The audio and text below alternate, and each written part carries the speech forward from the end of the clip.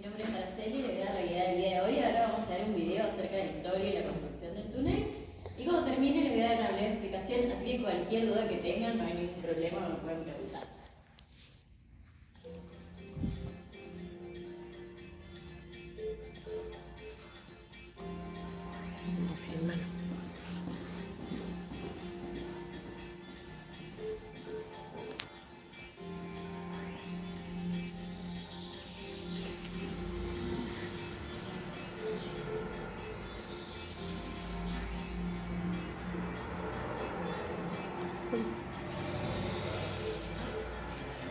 El túnel subfluvial une las ciudades de Santa Fe y Paraná. Fue la primera comunicación vial de la Mesopotamia con el país. Fue construido por las provincias de Entre Ríos y Santa Fe y fue inaugurado el 13 de diciembre de 1969. Originalmente, el túnel llevó el nombre de Hernandarias, pero desde el 2001 se llama Uranga Silvestre Belvis, en honor a los dos gobernadores que iniciaron su construcción en 1960.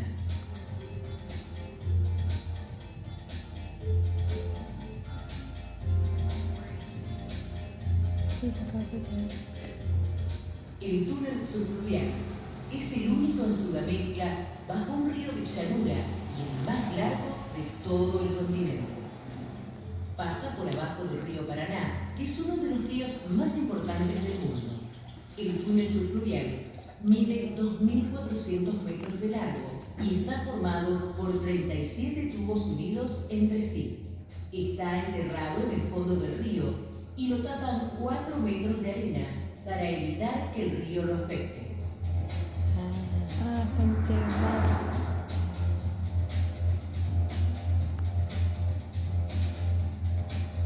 Para que el túnel subfluvial se construyera, los gobernadores de Entre Ríos, Raúl Uranga, y de Santa Fe, Carlos Silvestre Belvis, firmaron un tratado el 15 de junio de 1960. Este tratado decía que las dos provincias se comprometían a construir el túnel y a destinar el dinero para hacerlo. Luego, en 1961, se licitó la obra y se firmó el contrato con 3 empresas para que lo construyeran. Después, en febrero de 1962, comenzaron los trabajos para construir el túnel subfluvial.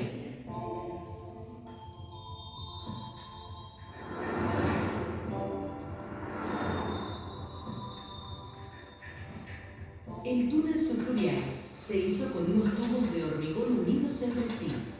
Estos tubos se fabricaron en un dique seco, una especie de pileta vacía, sin agua, para poder trabajar.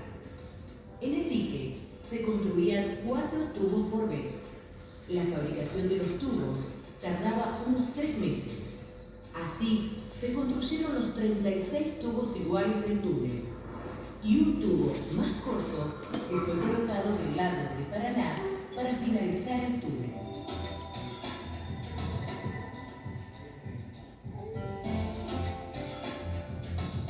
Los tubos son muy grandes, con un diámetro interior de casi 10 metros, lo suficiente para que pasen autos, camiones y colectivos. Cada tubo pesa 4.200 toneladas, lo mismo que pesan 100 camiones cargados. Miden 65 metros y medio de largo, más que 2 canchas de básquet juntas, y tienen un espesor de medio metro en su pared. La altura del techo permite que pasen vehículos de hasta 4 metros de alto, como colectivos de doble piso y camiones grandes. Para construir los tubos se usaron moldes metálicos, donde se armaba el esqueleto de hierro y luego se ponía el hormigón. La parte de afuera se pintaba con resina y fibra de vidrio para que no entrara el agua, por eso los tubos son blancos. Solamente se dejaban abiertas las puntas. En cada extremo de los tubos se ponían unas compuertas para evitar que entrara el agua, 2 más adentro y otras 2 bien en las puntas. Una vez que los 4 tubos estaban terminados, se dejaba entrar al dique seco el agua del río. Cuando los tubos flotaban, se los sacaba por la compuerta de salida. Los tubos eran transportados por el río con 3 barcos remolcadores hasta el lado de Santa Fe. Construyeron con el agua. Claro.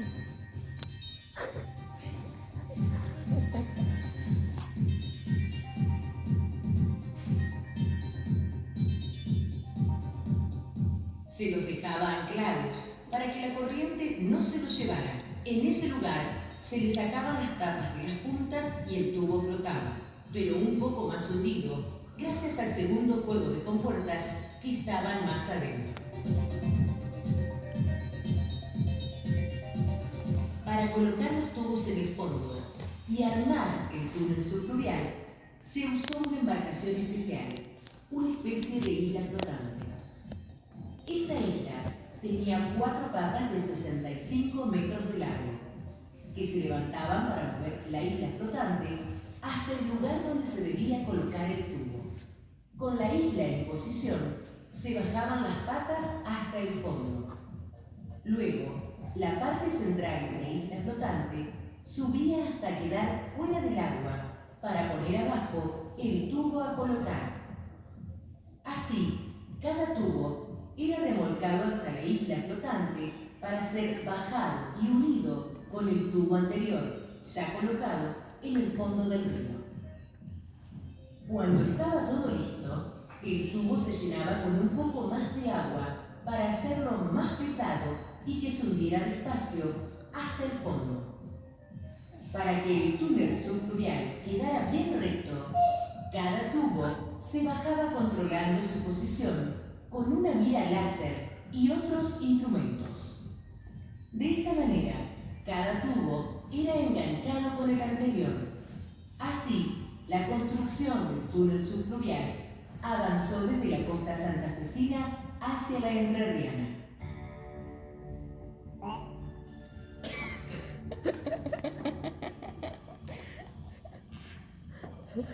Las puntas de los tubos tenían una forma especial para encastrar uno con otro. Para que los tubos no se separaran, los buzos colocaban pasadores metálicos. El sellado de las puntas entre los tubos se hacía con un anillo de goma inflable y con hormigón, todo bajo el agua, también con el trabajo de los buzos. Cuando el tubo estaba colocado, se lo llenaba completamente de agua. Para terminar, se tapaba la zanja y se cubrían los tubos con arena hasta 4 metros por encima del túnel subfluvial. Para colocar la arena se usó una draga, una especie de gran aspiradora de arena, barro y agua. Esta draga era la que antes había cavado la zanja en el fondo para la colocación de los tubos.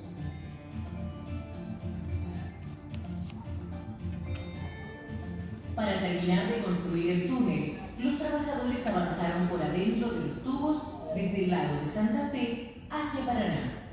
Primero, con una bomba extractora, se sacaba el agua del interior de los tubos para dejarlos secos y vacíos.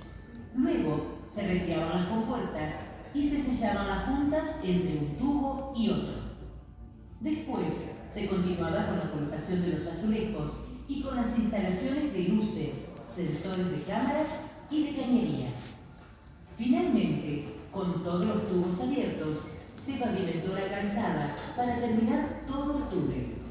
Al mismo tiempo, en las dos costas se construyeron las rampas de acceso, los edificios de ventilación y las dependencias administrativas, incluidas las cabinas de peaje.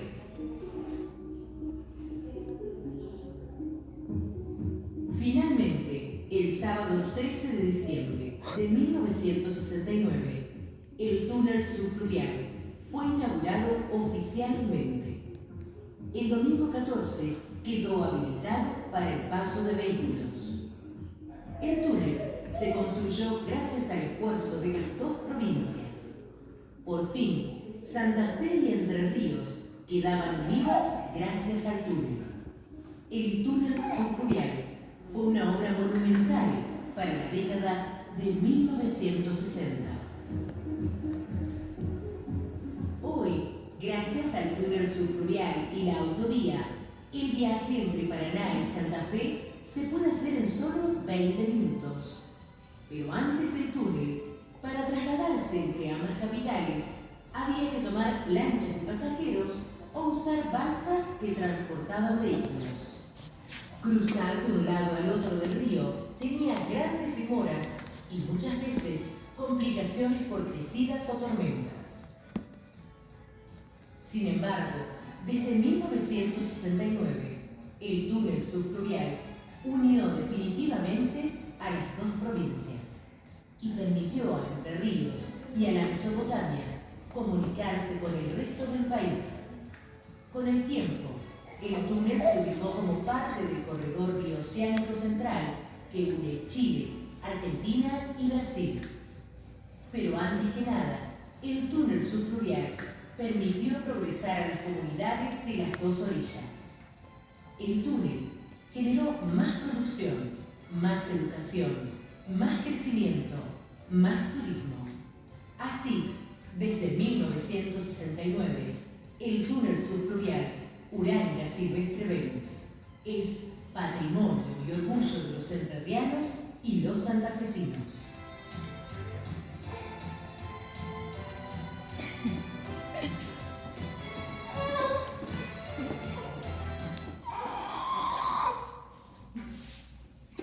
Bueno, ese era el video que yo les decía acerca de la historia y la construcción del túnel. ¿Ustedes ya pasaron por el túnel? Sí. Genial.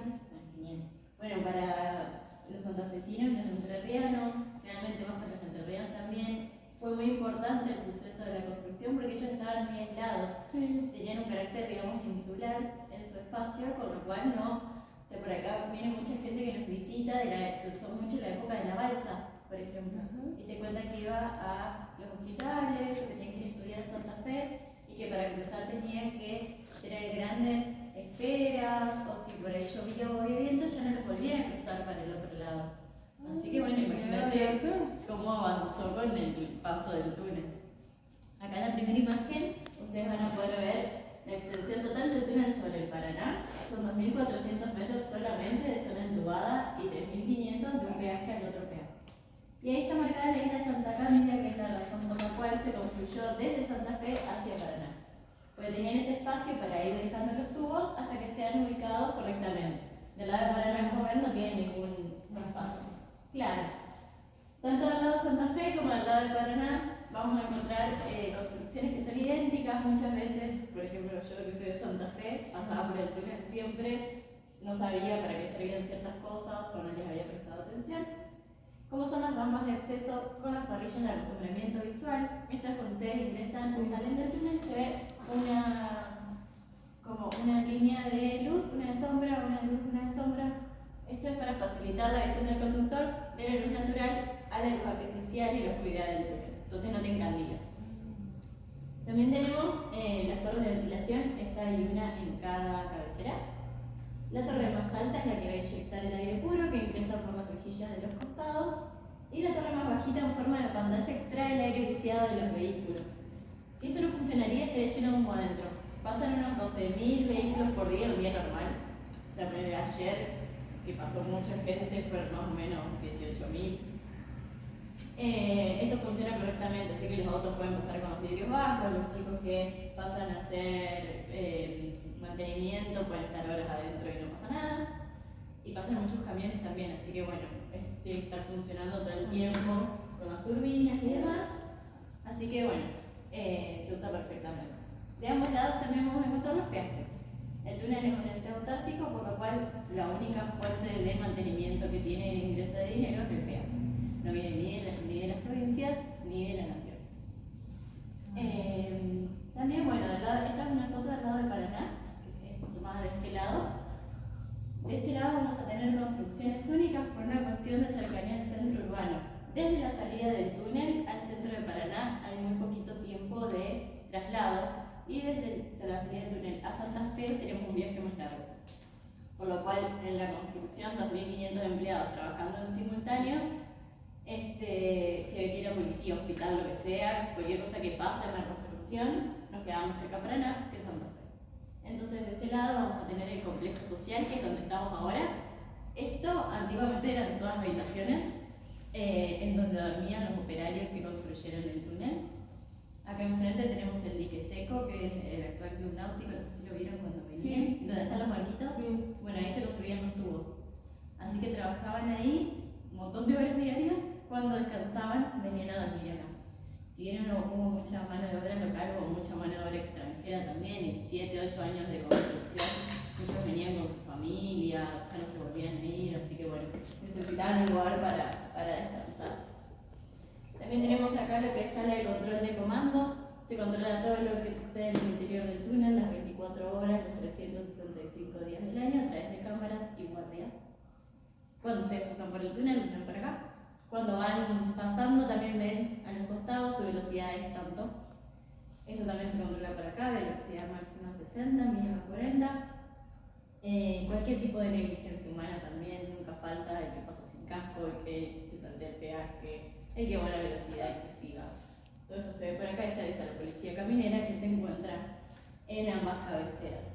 Y cualquier tipo de incidente también, si se queda un camión como ayer, no sé si leyeron la noticia. No, pero algo me dijo. Sí, ayer pasó. justo nos estábamos yendo nosotros también, que vamos para Santa Fe, y un camión se rompió en el medio, así que generó una demora tremenda, o que entrar la grúa sacando. Bueno, esas cosas pasan bastante. O los coles, o algún auto que se queda sin combustible. Bueno, se controla por acá, los operadores de comando empiezan a hablar por el altavoz y a decir a la gente que está circulando dentro de que tengan precaución, digamos, y que se va a ir cortando el tránsito. También tenemos destinado acá el centro de interpretación, que lo usamos con las visitas escolares más que nada, que en donde se exhiben imágenes de archivo que vamos a ver acá en la vuelta. Así que si quieren me acompañan atrás.